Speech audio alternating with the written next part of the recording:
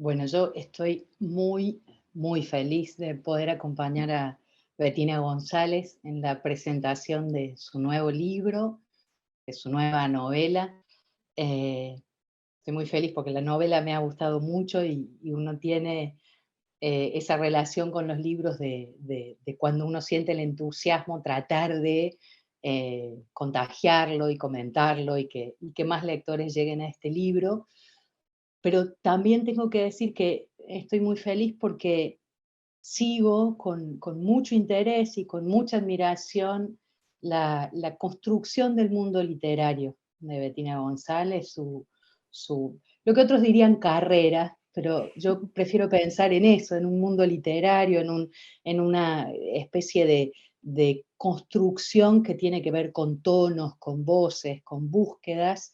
eh, Diría, como dicen, tengo desde el primer disco, estoy como muy pendiente de cuál es el camino que ella va construyendo y siempre espero con mucha ansiedad cada nuevo libro, y eso hace también que siempre tenga una suerte de zozobra, porque cuando uno admira mucho a alguien y a su trabajo, tiene las expectativas muy altas, tiene también, me parece, o yo tengo el espíritu abierto a ver en dónde está esa búsqueda hoy de los escritores y las escritoras que nos conmueven, pero siempre voy a la cita como con un poco de miedo de, ¿y qué pasa si esta vez no es un Bettina González 100% en lo que en mi imaginario se ha construido?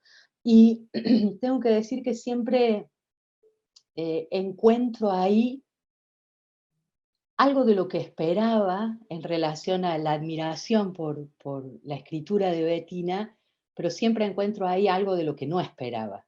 Y creo que es eso lo que me vuelve a convocar libro a libro, no solo en las novelas o en los cuentos de Bettina, sino también en su extraordinario libro de ensayos, La obligación de ser genial, que realmente es un libro maravilloso y es hermoso para los que somos lectores de Bettina recibir un libro de ensayos y muy poco tiempo después una novela, porque es como haber visto un poco la trastienda y después ver qué es lo que pasa con la creación literaria.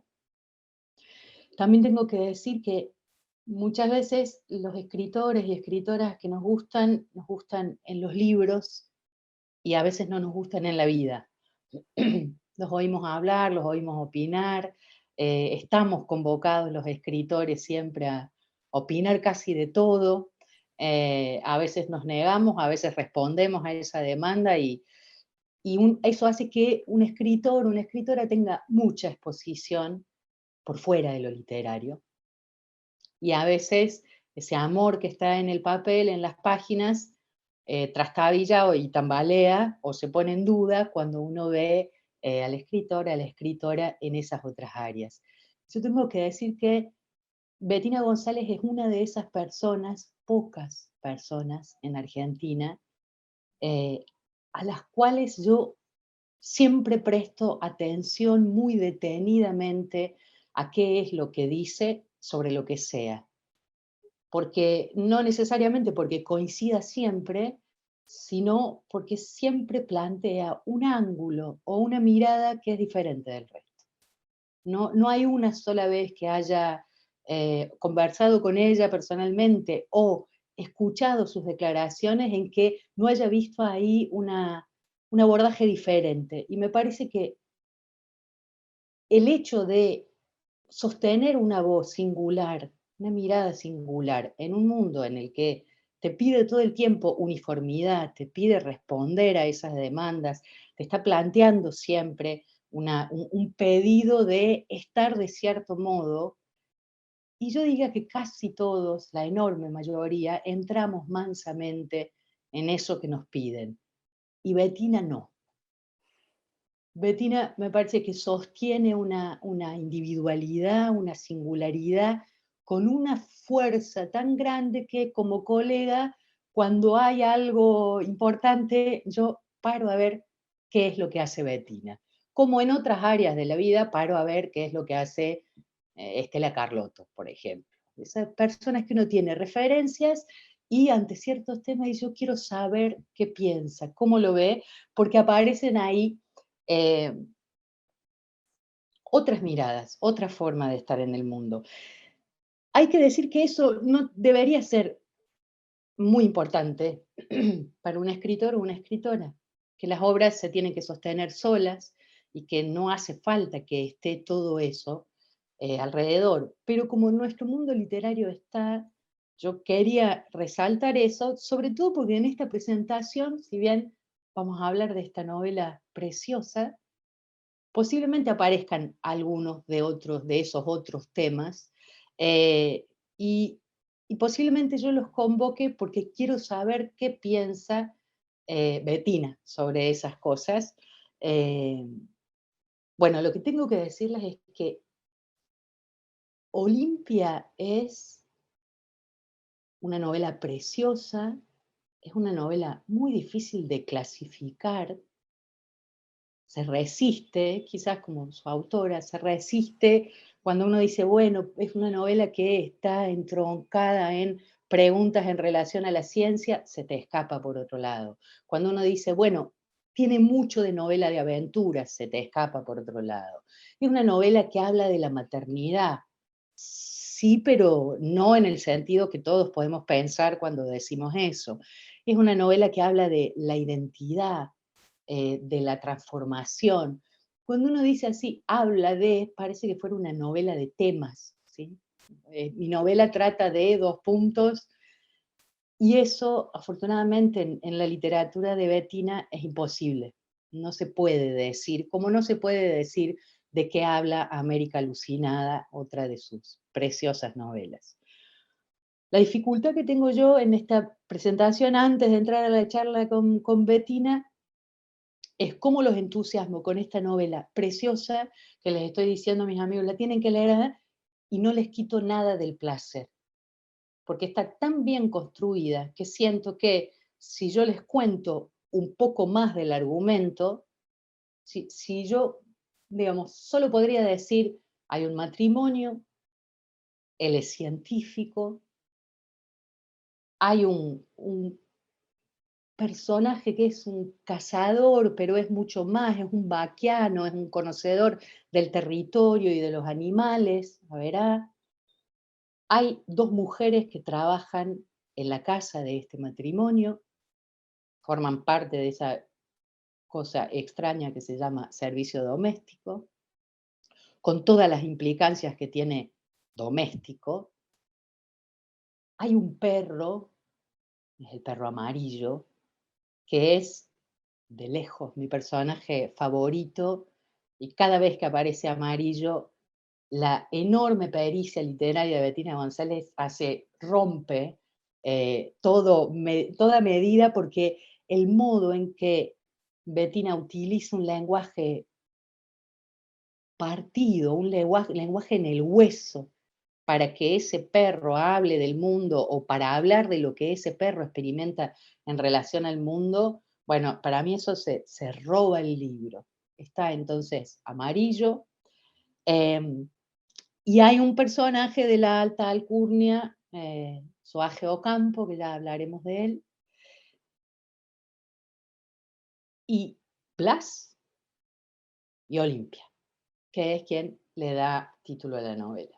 Y ahí yo siento una zozobra, porque digo, si avanzo un poco más contando qué es lo que pasa, me parece que ese deslumbramiento que uno tiene al leer la novela puede ser interferido, y no quisiera robarles eso. Así que vamos a ir como bordeando un poco la historia y adelantando algunas cosas, pero tratando de no robarles ese placer. Bueno, Bettina, hable a lo loco porque la novela me encantó. Bienvenida y gracias por compartir este momento conmigo. A mí me da mucha emoción poder estar acá. Oh, Eugenia, gracias a vos por las cosas maravillosas que dijiste, muchas, la mayoría yo podría haberlas dicho de vos. Tenemos la suerte de ser, primero, haber sido lectoras unos de la otra, ¿no? Y después habernos conocido en la vida, y eso se da en muy pocas ocasiones. Pensaba, mientras hablabas en la novela, y en este cuidado tuyo de no revelar la trama, que es cierto, porque es una novela que funciona mucho en el montaje de escenas, son escenas muy breves que la lectora tiene que ir armando en su cabeza como un rompecabezas, ¿no? Pero creo que hiciste un gran trabajo en decir lo justo como para generar intriga, ¿no? Quizás podemos decir que el perro también es mi personaje favorito y que la novela despegó para mí cuando me di cuenta que ese era un personaje, porque al principio, podemos decirlo esto, me parece, el perro era parte de un experimento que hace el Ujú. científico, y eso yo, como escritora, vos lo sabes muy bien, una empieza a escribir por un lado y después de repente encuentra otra cosa, ¿no? Es como escribir, es como ir encontrando tesoros, pero no tesoros que vos tenías, tesoros que están ahí afuera, en la imaginación, en la invención, en la posibilidad. Entonces yo empecé esta novela basándome en un caso real de unos científicos que habían intentado criar a un animal como si fuera un humano. Y este científico hacía muchos experimentos que tenían que ver con aprendizaje. Entre ellos hacía unos experimentos terribles con perros. Y yo leí, por supuesto, esos artículos científicos de la década del 30, porque era una década donde este tipo de experimentos se hacía, donde la ciencia que conocemos hoy como neurociencias todavía no existía como tal, tampoco existían los protocolos de ética, ¿no? Entonces Ujú. era una ciencia bastante brutal, y eso justamente fue una de las cosas que me atrajo a mí, ¿no? De una historia que yo no veía, o yo sentía que no había sido contada, al menos en español, de ese modo, ¿no? Este tipo de ciencia, que también se hacía acá en Argentina, y es ahí donde también me traje al científico argentino y la empecé a conectar con cosas de nuestro país en los años 20 y en los años 30, que fueron décadas brutales, en la política, no solo en la ciencia, ¿no? Y entonces cuando encontré este experimento que este hombre había hecho con los perros, y lo conté en la novela, como en el momento de la escritura, me di cuenta de que ahí había algo que había que tirar de ese hilo, ¿no? Que yo no había planeado que el perro fuera un personaje, pero que realmente ahí se armó de verdad la novela. Cuando pensé, ¿y si yo intentara contar lo que siente un animal que ha sido sometido a un experimento de este tipo? ¿Y cómo sería contar la vida animal sin recurrir? Ya sabemos que el lenguaje es nuestro, el lenguaje articulado, pero sin volverlo una cosa antropomórfica, ¿no? Sí, es decir, Ujú. tratar de sentir cómo siente un animal. Y ahí se abrieron todos los sentidos más duros y emotivos de la novela, para mí, tratar de meterme en la piel de ese perro, ¿no? Siempre es así, Betina, esto que decís yo, no me imaginé siquiera que era un personaje y termina siendo tu personaje favorito. Siempre la escritura es como una incerteza. Yo creo que es una combinación rara y cada libro es diferente, entre certezas e incertezas. O sea, yo por lo menos me lanzo a escribir sabiendo algo. O sea, es Ujú. raro que me lance a escribir sin saber nada de una novela, porque en general hay por ahí una microhistoria que me capturó, pero en torno a eso yo siempre voy excavando, ¿no? Voy haciendo investigación, voy leyendo otras cosas que tienen resonancias, y no me lanzo a escribir hasta primero no sentir que hay una voz en mi cabeza Ujú. que se va a hacer cargo de contar eso. Yo creo que eso es muy importante, no están separadas forma y contenido, ¿no? Son dos elementos que en la cabeza de una escritora van juntas. Y entonces tengo que sentir ese envión que Virginia Woolf tiene una frase muy linda que decía, que lo llamaba la ola en la mente, como una Mm. ola que tiene una voz pegada y un ritmo del lenguaje, y que Ujú. viene a capturarte a vos, y a vos escritora, y que no, de tal modo que vos no podés dejar de escribirlo. O sea, es tan fuerte esa ola que tenés que agarrar un lápiz y un papel o sentarte frente a la computadora y anotar. Bueno, ese es un momento maravilloso, como bien sabrás, cuando eso ocurre, y cuando no ocurre no es tan maravilloso, ¿no? Entonces yo trato de no forzar la escritura y que ocurra eso, ¿no? Entonces la entrada a esta novela fue por el lado lúdico, que habrás visto que esa voz tiene momentos muy irónicos, muy de Ujú. complicidad con la lectora. El lado lúdico en torno a esta ciencia un poco brutal, y también una ciencia que jugaba un poco a ser Dios, ¿no? A ser como alterar los designios de la naturaleza. Bueno, todavía es así, en parte de la ciencia, ¿no? Ujú. Capaz porque ahora no lo cuestionamos tanto como en esas décadas. Y bueno, empecé por ahí, pero realmente la novela se armó cuando el perro se transformó en personaje, sí, claramente porque es el perro el que termina uniendo todas las historias. Ujú. Hay también un, un hilo rojo que va uniendo todas las historias y los personajes, que es el miedo. Y cómo cada personaje se relaciona con el miedo, si piensa que puede dar miedo a otro o recibir miedo, o si el miedo puede provocar algún cambio en su vida, como una nueva forma, una nueva suerte, dice uno de los personajes. El miedo como elemento de sometimiento, de poder, el miedo como una disque variable del aprendizaje, digamos, como se hacía con el pobre perro de Pavlov.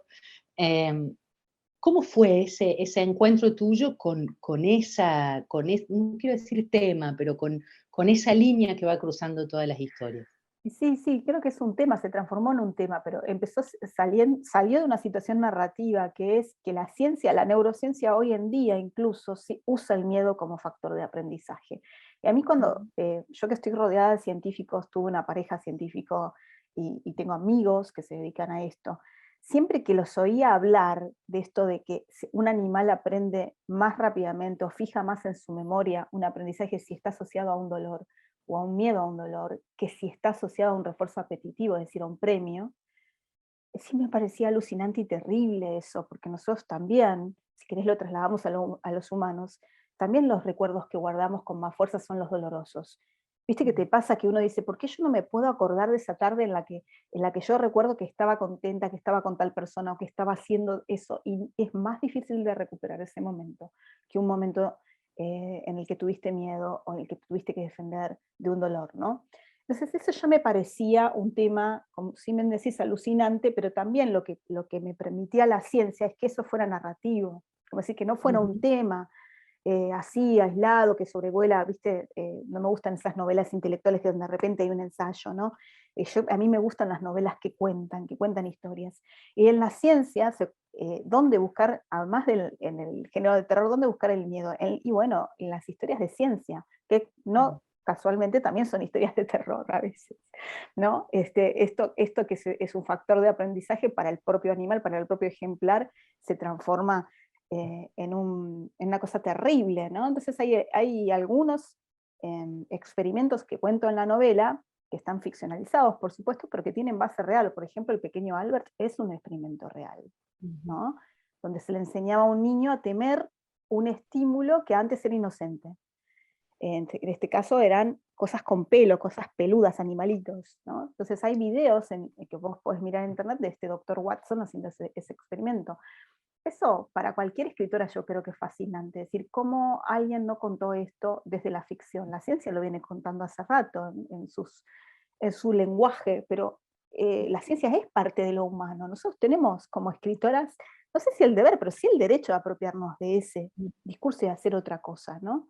Entonces, entender el miedo desde otro lugar, tomar eso que hacen los científicos y tratar de conectarlo con la filosofía, con la poesía, con los sentidos que te puede dar la narración como cognición, porque en definitiva narrar algo es también aprender, ¿no? Conocer ese algo.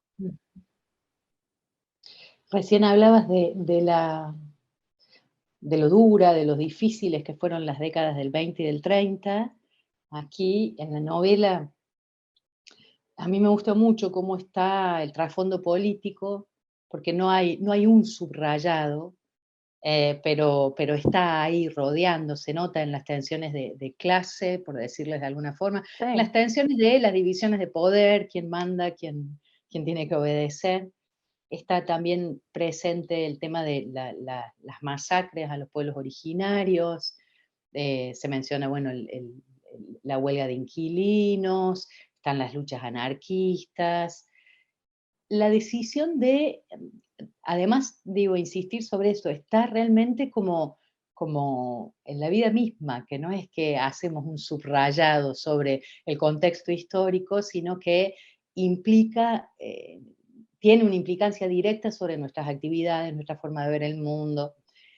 La decisión de ubicar esta historia en los 20 y en los 30, ¿Fue una decisión que tenía que ver con eso, con el contexto histórico y político, o más con el contexto de la ciencia en ese momento? Bueno, las dos cosas, porque solo funcionaba escribir una novela de estos temas, del tema de lo animal y lo humano, qué es lo humano en el humano, digamos, qué es lo que nosotros sentimos, que nos diferencia de ese mundo animal al que igual pertenecemos.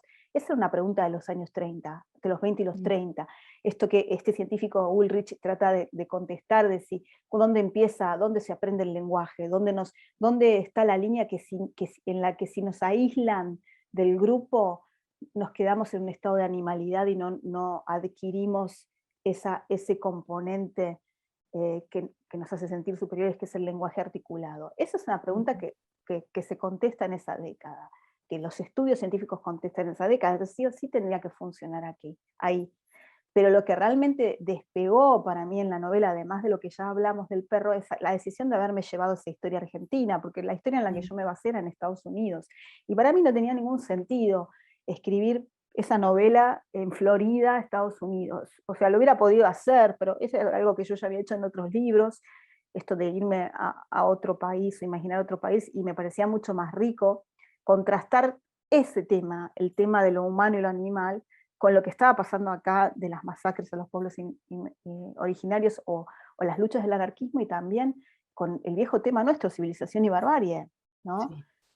Que está ahí en la novela. Entonces me parecía como que eh, ahí van a aflorar cosas, no las tenía planeadas, pero que ahí se iba a hacer como ese caldo de cultivo, si quieres llamarlo, eso es una metáfora que usa Úrsula Le Guin, ¿no? Sí, que dice, cuando una está escribiendo, hay o como el compost, dice ella, es como vas Ujú, tirando cosas ahí que van germinando y vos no sabés bien qué van a hacer de ahí. Pero se va haciendo todo ese universo, se va alimentando de sí mismo y empiezan a aparecer seres y líneas narrativas que no estaban por ahí planeados desde el principio, no estaban tan en primer plano.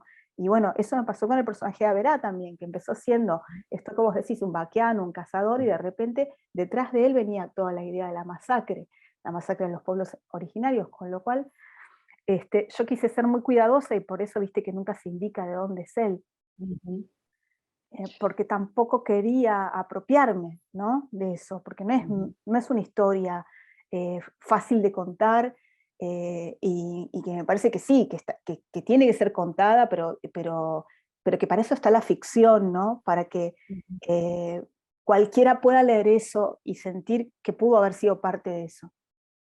ujú. En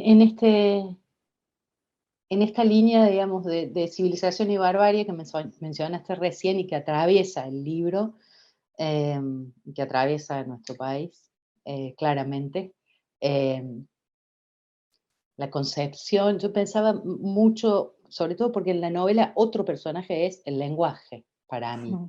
Está ahí como si fuera casi una entidad. Pensaba mucho en algunos trabajos de la francesa Bárbara Kazan, que insiste mucho en un librito precioso que se llama Más de una lengua, en el cual ella explica las razones por las cuales hablar más de una lengua te permite ver cosas que si no, no verías. Em, y pensaba eh, que aquí la división, si uno piensa en la palabra bárbaro, por volver a civilización y barbarie, los griegos le decían bárbaro a todos los que hacían barbar, que era nuestro bla bla, o sea, los que no Sí, hablaban el lenguaje, la de lengua ellos, verdadera, que claro, era la sí, griega, que sí. era la lengua de la razón. Todo lo otro era palabrerío.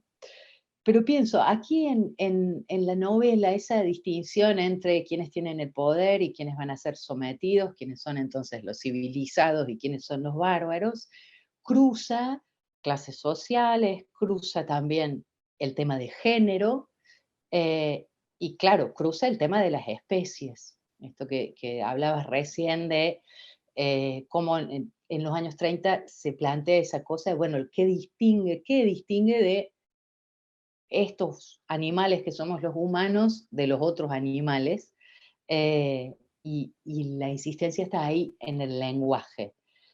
¿Crees? Esto no te lo pregunto con fondo científico, ¿no? Sino tu opinión como no científica.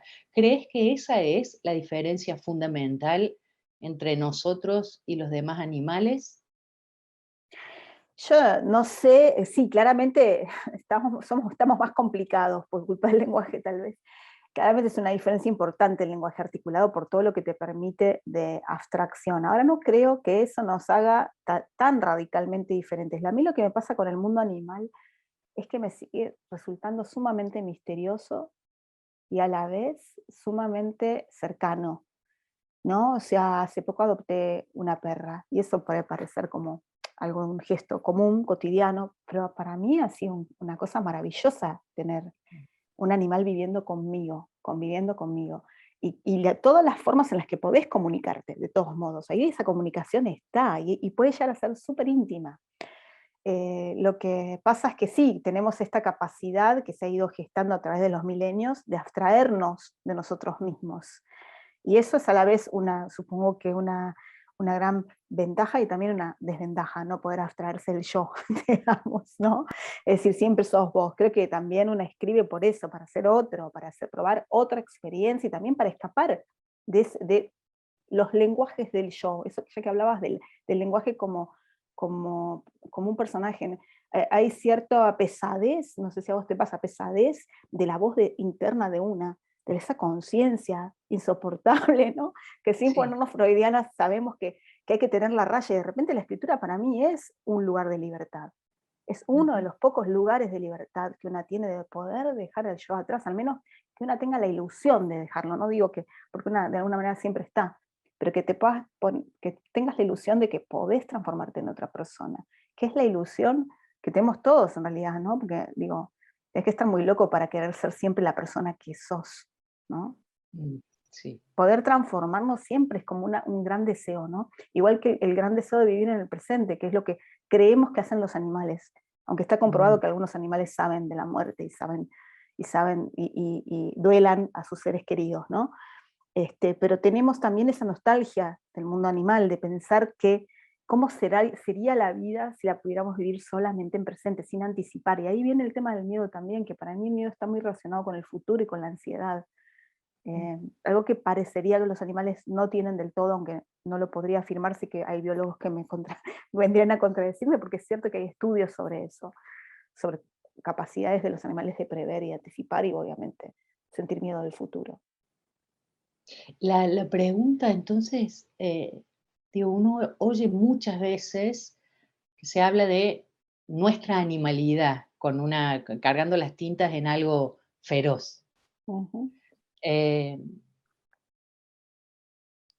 ¿Dónde estaría nuestra animalidad ahora?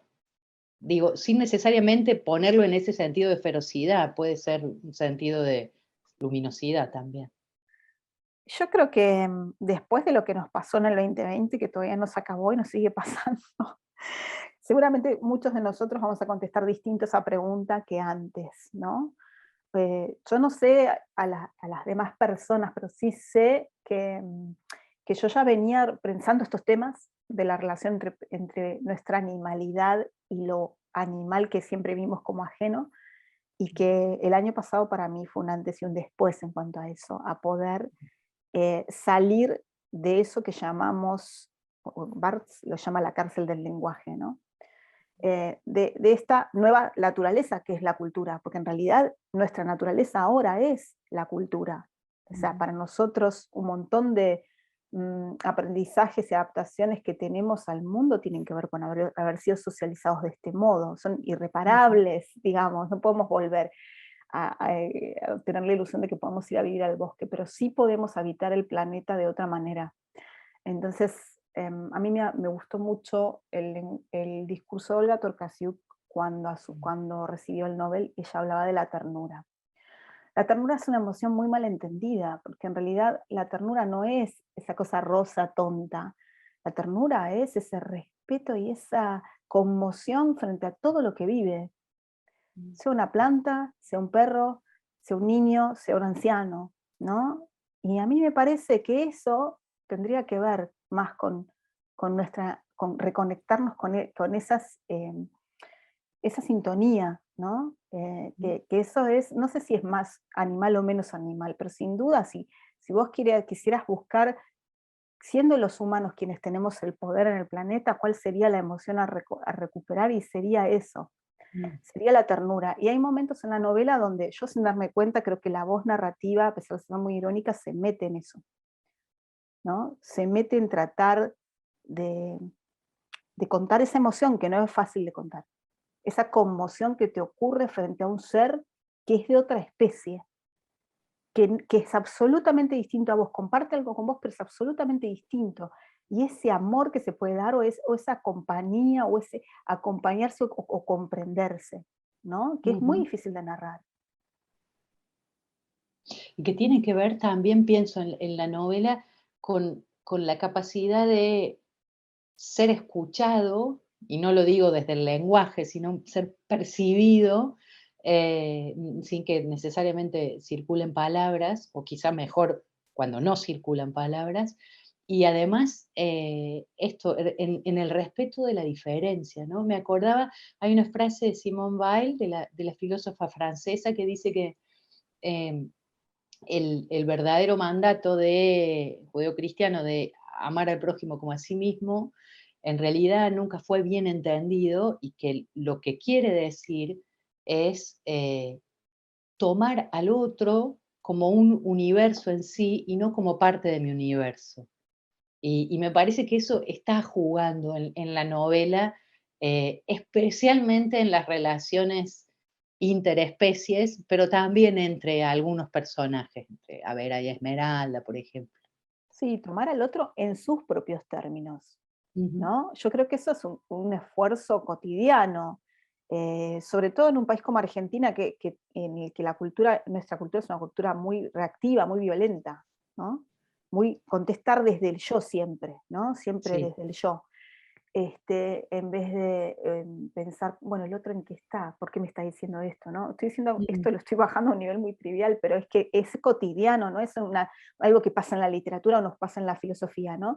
Y yo creo que la ficción te da, como lectora lo digo, ese regalo de poder entrar en la cabeza de otro, eh, y ver cómo piensa otro. Por eso lo políticamente correcto es la muerte de la literatura, porque justamente tenemos que poder entender a los violentos, tenemos que poder entender a los machistas, tenemos que poder entender a la gente que nosotros pensamos que está equivocada. Y la ficción mm, es una de las formas de la comprensión.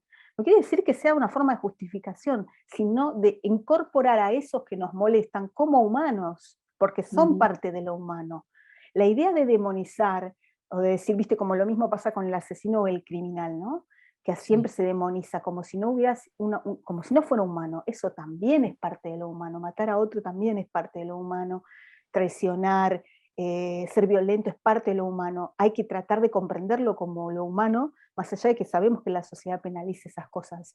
Pero no la idea de borrarlo del universo imaginario, porque así resulta que nos sentimos más contentos con quienes somos, ¿no? Eso es muy complejo en nuestra época. Parecería una Sí. discusión vieja y sin embargo hemos vuelto a eso.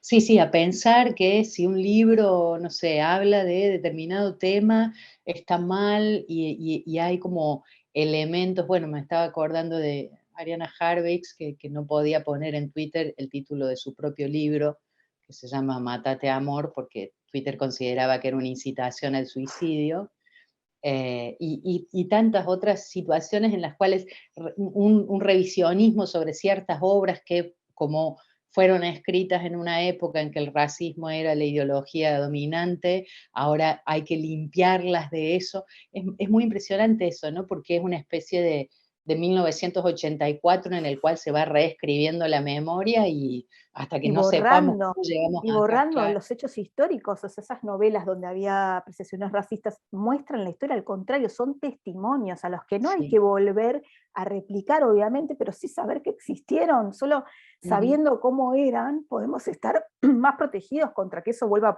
a ocurrir o estar más alertas. Es como la operación contraria a esta, la de infantilizar al público y pensar que con eso vas a evitar que ocurran esos fenómenos. Al contrario, ujú. ¿no? Porque esto que decías al principio, cuando generas uniformidad, obviamente, ¿qué estás haciendo? Estás limando las diferencias, ¿no?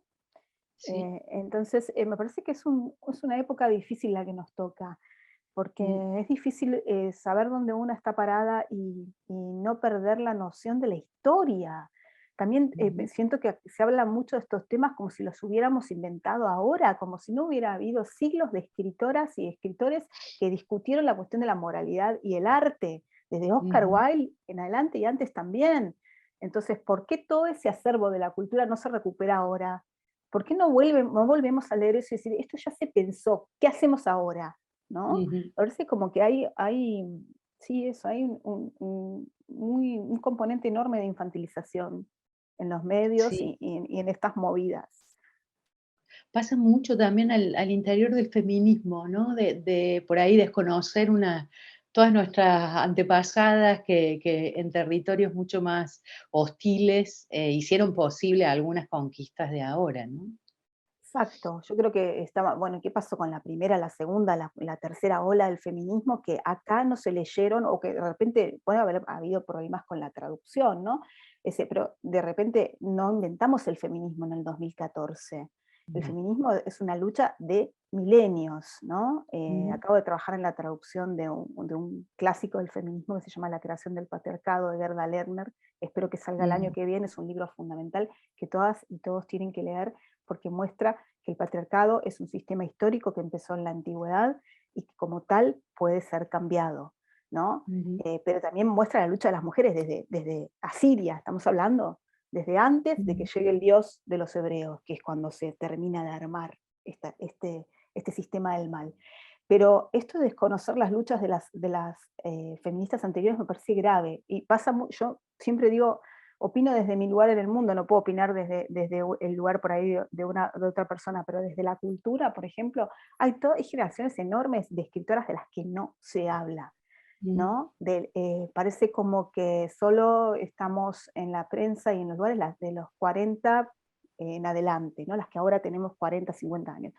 Y yo no hubiera podido escribir una línea sin un montón de escritoras que me precedieron y que no están ujú, todo el tiempo eh, eh, siendo recuperadas, ¿no? Entonces, por eso ujú, hablabas de mi libro de ensayos. Bueno, en el libro de ensayos decidí mencionar solo autoras que eran mayores que yo por esa razón.